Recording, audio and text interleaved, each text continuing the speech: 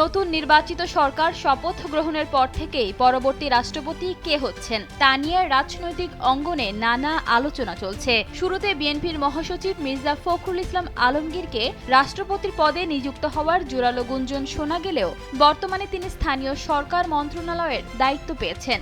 তাহলে প্রশ্ন আসে, কে হতে পারেন পরবর্তী রাষ্ট্রপতি? সেটি কবে এবং কিভাবে?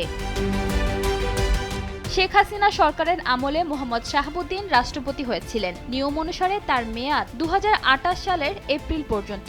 বাংলাদেশের সংবিধান অনুযায়ী এই পদে থাকা অবস্থায় নতুন রাষ্ট্রপতি নির্বাচনের কোনো আইনি সুযোগ নেই। সংবিধান বিশ্লেষকদের মতে তিনি নিজে পদত্যাগ না করলে কিংবা সংসদের মাধ্যমে বাদ না দেওয়া পর্যন্ত পদটি শূন্য হবে না। যদিও বিএনপি শুরুতে তার অপসারণের আপত্তি জানালেও শেষ পর্যন্ত তার অধীনেই তারেক রহমানের নেতৃত্বাধীন নতুন সরকার শপথ গ্রহণ করেছে। সংবিধানের ৫০ অনুচ্ছেদ অনুযায়ী সাধারণ মানুষ নয় বরং নতুন নির্বাচিত সংসদ সদস্যরা ভোট দিয়ে রাষ্ট্রপতি নির্বাচন করেন। একজন সংসদ সদস্য প্রার্থীর নাম প্রস্তাব করবেন এবং অন্য একজন তার সমর্থন করবেন।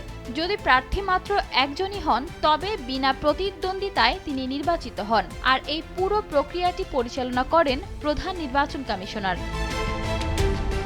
রাষ্ট্রপতি হতে হলে প্রার্থীর বয়স অবশ্যই ন্যূনতম ৩৫ বছর হতে হবে এবং তাকে সংসদ সদস্য হওয়ার যোগ্য হতে হবে। সংবিধানের ১২৩ অনুচ্ছেদ অনুযায়ী পদের মেয়াদ শেষ হওয়ার পূর্ববর্তী ৯০ থেকে ৬০ দিনের মধ্যে নির্বাচন করার বিধান রয়েছে। তবে পদত্যাগ বা অন্য কোনো কারণে পদ শূন্য হলে দ্রুততম সময়ে নির্বাচনের ব্যবস্থা করতে হবে। বর্তমান পরিস্থিতিতে সংসদ অধিবেশন শুরুর আগে রাষ্ট্রপতি পদে পরিবর্তনের সম্ভাবনা কম বলে মনে করছেন বিশ্লেষকরা। ইশিতা আক্তার, সময়ের আলো।